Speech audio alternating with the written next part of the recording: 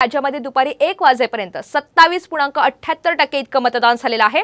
दिंडोरीमध्ये सर्वाधिक म्हणजेच 33.25% इतकं मतदान झाल्याची माहिती समोर येते। दुसरीकडे कल्याणमध्ये सर्वात कमी म्हणजेच 22.52% मतदान झालंय। यानंतर सविस्तर आढावा इतर ठिकाणांचा घेऊया। भिवंडीमध्ये 27.34%, धुळ्यामध्ये 28.73%, त्यानंतर दिंडोरीमध्ये 33.25%, कल्याणची आकडेवारी आहे 22.52%, मुंबई उत्तरमध्ये 26.78%, मुंबई उत्तर मध्यमध्ये हा आकडा 28.5% इतका आहे।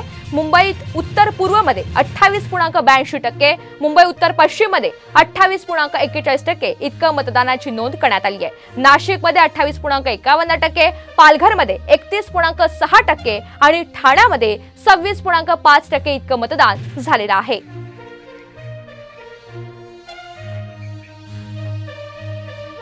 राज्यात दुपारी 1 वाजेपर्यंत 27.78% इतकं मतदान झालेलं आहे आणि सर्वाधिक मतदान दिंडोरीमध्ये 33.25% इतकं झालेलं आहे। राज्यातील दिग्गज नेत्यांनी मतदानाचा हक्क बजावलेला आहे। मंत्री छगन भुजबळ यांनी नाशिकमध्ये मतदान केलेलं आहे। खासदार संजय राऊत यांनी देखील भांडूपमध्ये जात मतदान केलं। दुसरीकडे भाजप नेते आशिष शेलार यांनी वांद्र्यामध्ये आणि प्रवीण दरेकर यांनी दहिसरमध्ये मतदान केलेलं आहे। आज राज्यातील शेवटच्या टप्प्याचं मतदान पार पडतंय। दरम्यान दिग्गज नेत्यांची प्रतिष्ठा यावेळी पणाला लागली आहे।